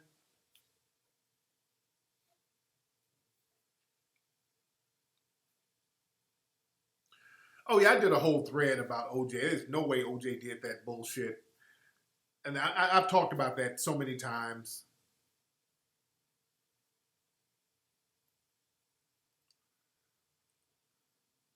But hopefully, man, he just kind of really lay low, just live off that pension and just kind of chill out. Say he got to sneak to Cuba. Nah. Yeah, Florida, they're already letting you know they got a vendetta against him. They're going to get revenge. See, white supremacy is all about getting revenge. Even the judge who sentenced OJ, she said that it was karma. The judge said it was karma. So you know they want some revenge shit. You dig?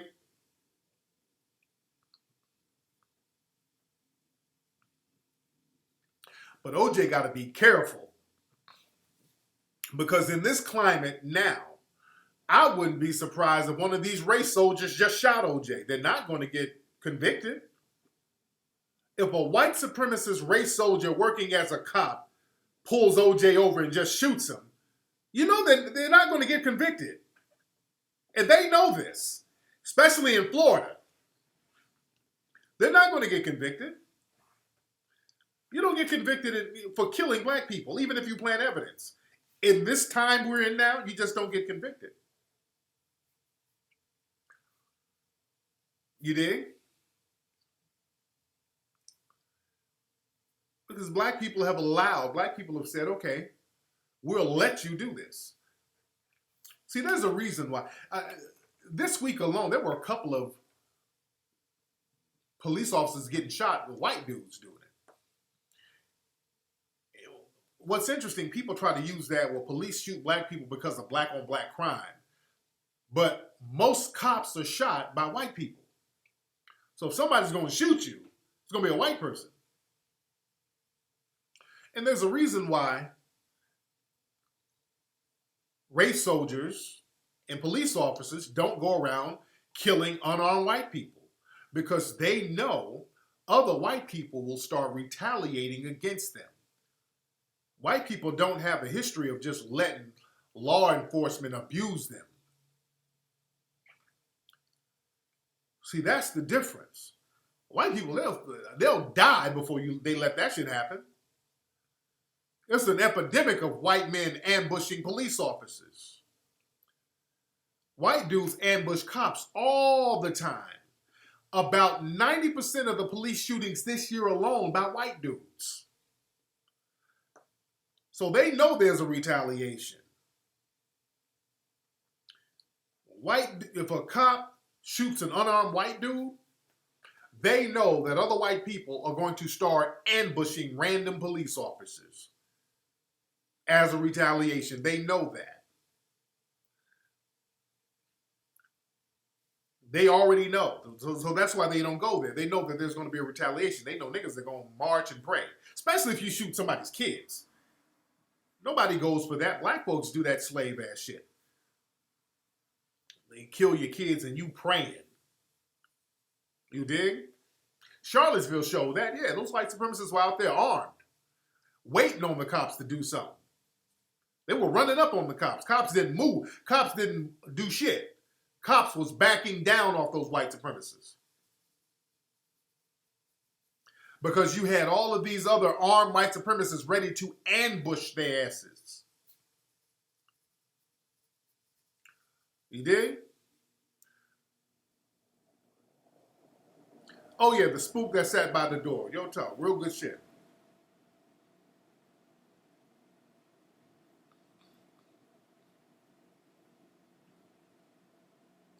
Yeah, they don't.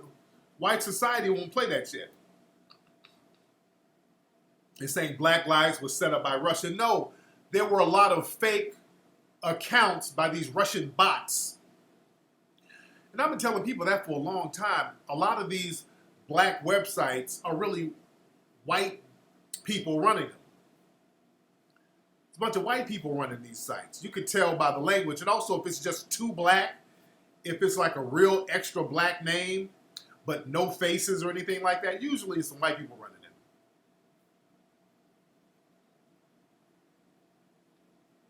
You dig? How many folks in the room right now? I can't even see. How many people in here in the room? Oh yeah, let me Double Cross for Blood. Yeah, that's a good book. Natural Charm. I got that book, Double Cross for Blood. The time frame they set for OJ to have committed those murders, it's impossible for OJ to have committed those murders in that time frame. It's just so many improbabilities there. You have to dismiss so many logical facts. Number one, the time frame. OJ Simpson went, before he caught a flight, killed 2 people with a damn knife in 20 minutes and got rid of all the bloody clothes, the weapons, didn't have no scratches on his body, no wounds, after killing 2 people with a damn knife at 9-something at night when there's still a lot of people out and about and you're OJ fucking Simpson. I mean, none of that shit makes sense, dude.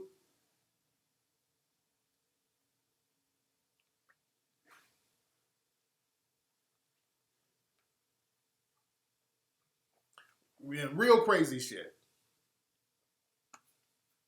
Oh yeah, the phone records. They won't release the phone records because the phone records, from what I understand, show that Nicole was on the phone during the time of that they say the murders happened. So it was real heavy shit. Real heavy stuff. Oh yeah, my man, shout out to Tahuti, Mayad Ra. Shout out to Tahuti. He said OJ has a shackle called parole. Confines him to the U.S. He better be cool. Yeah, my man Tahuti. Shout out to Tahuti. Tahuti, call up, man. Let me get Tahuti on the phone. Tahuti, can you call up? 818-850-5404. 818-850-5404. Let me get Tahuti Mod Rod to call up. My brother has the natural herb products. Let me see who this is. This is a LA number. What's up? Who's calling? Hey, brother Tariq, what's going on? It's Jay the King calling from Los Angeles. Hey, Jay, how are you?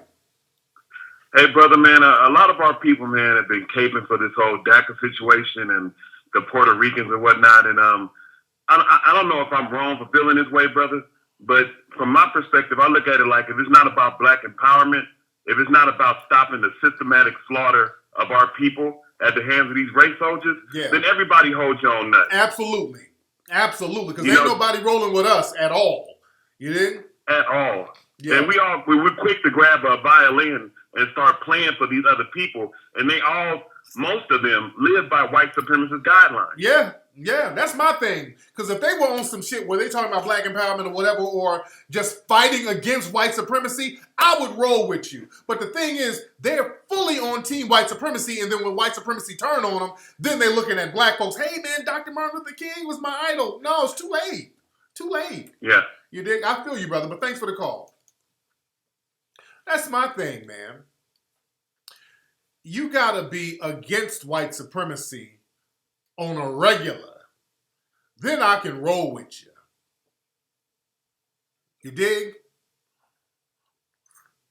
But when you team white supremacy, I don't fuck with you. That's why I like Easter Island. When I went to Easter Island, understand this, is in the middle of nowhere in the Pacific Ocean. That's the middle of nowhere. Easter Island is literally the middle of damn nowhere. The middle of the Pacific Ocean. I went to Easter Island and there were signs like, man, we got to fight white supremacy on our island. Thank you, Ogun Jr. Are you a woman? Wait, hold on. This nigga said my hairline is cute. And I said thank you before I realized it was a dude. Hold on. Wait a minute. Hold on. We got a little moisture in here. Shit. Hold on 1 second. Hold on. This nigga right here. Ogun Jr. Ogun Jr. Hold on. Ogun Jr. Tell me you're a woman. Because we'll have to cut out this little moist shit. Hold on. Hold on. Ogun Jr. Are you a woman?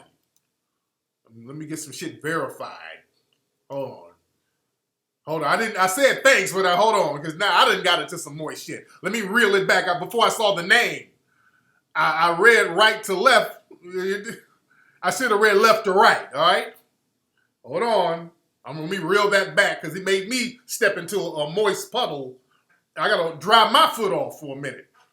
Hold on. You're not moist at all. The fuck you talking about? My haircut is cute. The fuck is wrong with you? I'm thinking it was a woman. Then I saw Ogun Jr. What the fuck is this? The fuck is you talking about? What you talking about? Hold on. Oh, you're not gay. Why are you talking about my haircut is cute? What nigga say that to another fucking dude? Come on, you ain't gay. The fuck you talking about? Oh, hold on. Look, we got to deal with this. We got a little problem in the room right now.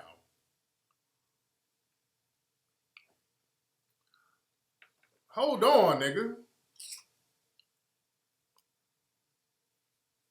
I want to know because I'm gonna ban this motherfucker. Why you in the room with this moist shit, man? Don't come in the room with no moist bullshit like that, dude. Not directed to me. You know, gay lives matter, but not with me. You know, I'm not in the mix with you. Don't come to me with that fuck shit. What the fuck is wrong with you? I don't play like that. See, that's how moist niggas be trying to slip it in on the low. Tariq, no offense. I like the cut, nigga. Don't act hard now. Like, yeah, I like the cut, nigga. It ain't like, no, don't try to sound like a G now. You didn't say, hey, man, that's a fresh cut. There's an on, nigga. Don't try to clean this shit up now. Don't try to clean it up now, man. Because you could have said, hey, man, your cut is fly, man. That shit is fly. Hey, man, your shit. Hey, that's a tight cut, man. Who did your hair? When they gave you a real cool fade, man, there's a lot of ways you could have said that shit, bruh. You said, nigga, your haircut is cute. No, nigga. And don't have Ogun in your mouth with that fuck shit you talking.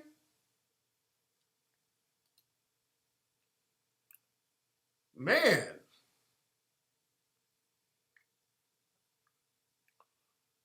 I got a problem with that. My God. You don't say that to no other dude. Man. I might have to get you up out this room, bruh. Ain't no way around that. Where you from? You need to call up, brother. You need to call up, nigga. The phone number 81885. No, we making a big deal out of it, nigga. You don't say no shit like that and then try to clean it up, my nigga. Come on now. This you. I'm addicted to boys. I'm addicted to boys. I'm addicted to boys. I'm addicted to boys. Oh, hold on. You got to call up, dude. Hold on. We got to get you straight. Hold on, man. And you got Ogun's name. Ogun wasn't with that. Ogun rebuke you. You going to have to call up, nigga. We got to get your bullshit together. We're going to get you straight. Hold on, because you trying to clean that up now. Don't say that shit to no other nigga. Hold on. Is this Ogun Jr.? No. I have you My call name is back. Tariq. Hey, call back. I'm trying to get Moist Goon Jr. to call up. Hold on. Hello, this Ogun Jr.? Hello, Jack. I'm gonna have you call up. Back later. I'll call you later. Ogun Jr., you calling up, nigga? You had to clean that up. I'm gonna have to block you out the room, man. I'm not, if that's your lifestyle, I ain't knocking your lifestyle. But no, nigga, don't come at me with that sucker ass shit. Oh, nigga, wipe the baby oil off your fingers and call up, nigga. Nigga told me, hey, what's up, nigga? Your haircut cute. Nigga, what the fuck you talking to? Call up before I ban your ass out this room. I'm giving you a chance to kind of speak your piece. I want to know what the hell is happening with you, nigga. Well, you here for the teaching. Nigga, what kind of teaching you want? You want dick lessons? How much you here for the teaching, nigga? You in the wrong class. Moist 101 is the hallway to the right, nigga. Yeah, you need to call up, dude.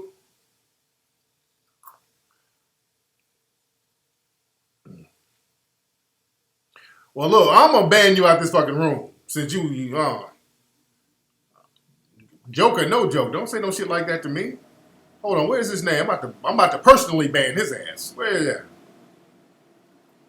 Where is he? Ogun Jr. I can't see him. Y'all must have got him already or something. Or did he dip out the room? He must have dipped out the chat room. But I can't see him no more. And he must have dipped out the chat room. A nigga had to go rewind the damn share CD he got in the damn recorder. He must have dipped out the room. I'm about to ban his ass. Let me see if he's in here. I'm looking in the thing. I think he went on and dipped. Hold on. Let me look and see. Ogun. Yo, he's the Ogun Jr., I'm going to ban you, brother. I'm banning you because you're going to have to call up or something, bro. I just ain't going to have that type of moistness lurking in the room like that, man. Yeah, I had to let you go on slide, my nigga. Yeah, I had to let you go on up out of here, homie. The niggas ain't gonna be all in the chat room talking about my hair cute. Yeah. We got him on up out of here. Let's see who we got here. What's up? Who's calling? Hey, Tariq, it's Ogo Jr. What's up, Ogun Jr.? I'm sorry, Tariq. I didn't mean to talk about your hairline. All right, nigga. Can I put your dick? Can I put your fingers That's you, nigga. All right, nigga. That's somebody pretending to be Ogun Jr. Oh, Lord. Y'all niggas, boy. Man. This nigga. Don't forget, man. Do y'all have your tickets for 1804? Now, remember, 1804 in Los Angeles is going to premiere. The worldwide premiere is going to be here in Los Angeles on the 12th. On October 12th, which is in a couple of weeks. Right now on Amazon, you can pre-order the DVD. It's the number 2 DVD. I wanted to get to number 1. It's a documentary about the Vietnam War that's kicking my ass right now. It's a documentary about the Vietnam War that's doing very good, and that's keeping us out of the number 1 spot. We are the number 2 best-selling documentary right now on Amazon. And this Vietnam War thing is kicking our ass. I mean, this thing is the number 1 documentary, and it's the number 7 in movies, period. So we're going neck and neck with the big dogs. And when the movie is released, I think it's going to hit that number 1 spot. We got to get it to number 1. I'm not a number 2 nigga. We got to hit number 1. Man. But the movie, let me give y'all some dates. Birmingham, England. I'm going to be in the UK Sunday, October 22nd at the Millennium Point Auditorium. That's the only place I'm going to be in the UK. I'm not going to be in England. I'm not going to be in Yorkshire or wherever. I'm going to be in Birmingham, England. So everybody from London and all surrounding areas, y'all need to take that train up to Birmingham, England on Sunday, October 22nd. You can get your tickets right now at 1804movie.com. In Baltimore, go to the Senator Theater. In Baltimore, at the Harbor East Theater. In Boston, the Kendall Theater. Bridgeport, Connecticut, the Showcase Cinema. Chicago, Chatham 14. I wish they'd give me the link to put up. I'm going to holler at them tomorrow. Charleston, South Carolina, the Terrace Theater. Dallas, the Magnolia Theater. Let me let y'all know how many tickets are available for Dallas. I'm going to let y'all know right now. I can see right now. Dallas, there are, hold on, let me let y'all know how many seats. They got about 25 seats available in Dallas. Denver is going to be at the Mayan Theater. Detroit, the Main Art Theater. Fort Lauderdale is going to be at the Cinema Paradiso. That's going to be Thursday, October 26th. In Houston, it's going to be at the River Oaks Theater. Indianapolis at the Glendale Theater. Los Angeles, Thursday, October 12th. Area Fine Arts Theater. Miami at the Merrick Park Theater. Minneapolis, Adena Theater. New Orleans is going to be at the Prytania Theater. New York City, we've added a second showing at 10 o'clock in New York. The 7 o'clock showing is completely sold out. There is a 10 o'clock showing. There are tickets available. Get your tickets for the New York City Theater, the cinema, Sunshine Cinema. Norfolk, Virginia, the Narrow Expanded Cinema. That's going to be October 26th. Philadelphia, the Ritz Borch Theater. Phoenix, Arizona, the Polack Tempe Cinema. Raleigh, North Carolina, Mission Valley Cinema. San Diego at the Hillcrest Theater. San Francisco, the Clay Theater. Seattle, the Crest Theater. St. Louis, the Plaza Frontenac Theater. Washington, D.C., Bethesda Row Theater. And let me let y'all know how many Washington, D.C. tickets are left because I know they were almost sold out. Washington, D.C., there are 1, 2, 3, 4, 5, 6, 7, 8, 9, 10, 11, 12, 13, 14, 15, 16, 17, 18, 19, 21, 22, 23, 24, 25, 26, 27, 28, 29, 30, 31. 31 tickets left. So go to 1804movie.com. Let me see who this is. What's up? Who's calling? What's up, man? Paul from Patterson, New Jersey. What's up, man? What's up, man? What's your name?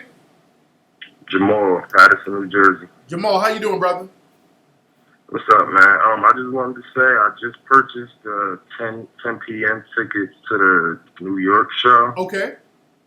I see that you guys just recently put that up there because the 7 p.m. one was sold out. But Right. I just wanted to say quickly, if possible, can you please is there any way you could just speak on Dr. York? I mean, I've been reading things about him, some good things, some horrible things. Right. I just wanted you to just speak on that. So No doubt. Thanks for the call, brother. Yeah, I've talked problem. about Thank you, Dr. Yeah, I've talked about Dr. York before. Dr. York, he said some real deep shit, when he was out doing his thing. They put he had some molestation charges, which if he was doing that shit ain't cool. I can't co-sign that at all. Y'all remember I did a Ustream a long time ago. Some of my old school Ustream listeners, can y'all help me find the show? Because I was looking for that the other day because some of the Nuwabians, I was kind of going in on them a little bit because I was talking about that whole planet risk thing. I was talking about the planet risk. And I did a Ustream show about it. And I had some special effects, and I was freestyle rapping, and I was rapping in a flying salsa, and the shit was funny as hell. I cannot remember which episode that was. I cannot remember which episode that was. If y'all can help me find that episode, some of y'all be remembering the episodes. I cannot remember that episode where I had some special effects, and I was rapping. I was rhyming because I was just being stupid as hell on the show. I was freestyling, then I started freestyling about the planet risk. So I got to find that episode. But the thing is, as far as Dr. York, they were out to get the brother anyway. I know that. I know they were out to get him. He was down there in Edenton, Georgia, and he really, they were going to get him on anything anyway. He should have paid off some of those local politicians because, they were trying to run on using him. That's what they do with us. They make their political bones off our backs. Yes, Ola, that was in the Red Curtain days. But they get into political office on the backs of us. And, Wesley Snipes had like something going on down there too. So, that makes the white supremacists go on alert. Wesley Snipes was out there in that same area. He had like a security firm. So that really put them, that's how Wesley Snipes got caught up too. Yeah, you got to get motherfuckers in your pocket down there. You got to grease palms. You got to get them in your pocket.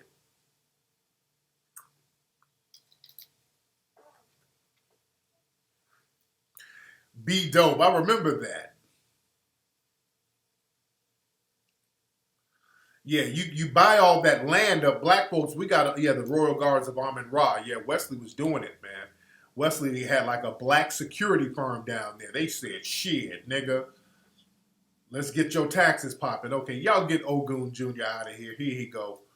This nigga went and put some soap around his damn taint. And he's trying to get another nigga to shave it off. So get him out of my fucking chat room. But, Dr. York's son, I know one of his sons, he's like a big-time manager now. I think he manages Karuchi, and, he's doing his thing. Yeah.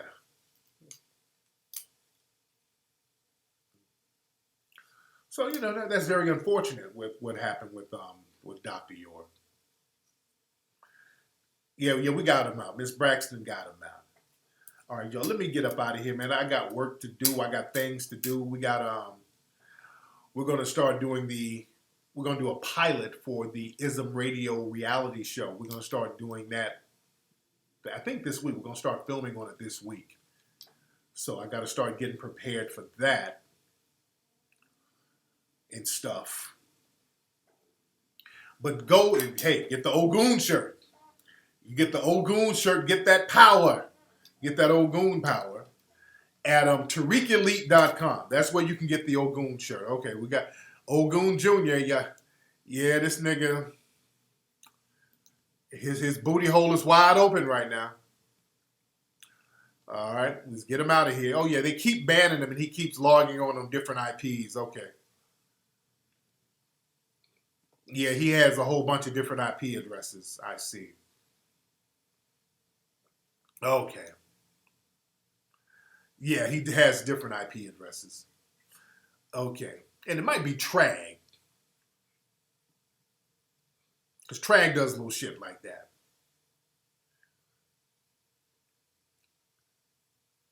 All right. All right, y'all, let me get up out of here, man. Email me, info@TariqElite.com. Go to get the Ogun shirts, TariqElite.com. I'm up out of here, man. It's been a great show tonight. We had a great time.